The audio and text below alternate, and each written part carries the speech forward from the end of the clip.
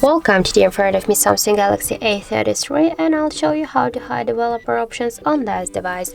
So first you should go into the settings application and scroll all the way down. Here you'll see the developer options section. If they are all activated, the last section will be developer options. When we'll hide them, the last section will be what about the phone. So just tap here and click once on the switcher to turn them off, and as can you see, the most of the options they are blocked. And when we'll go back here in the settings menu, we can see that the developer options section is gone. So that means that we just hide them successfully.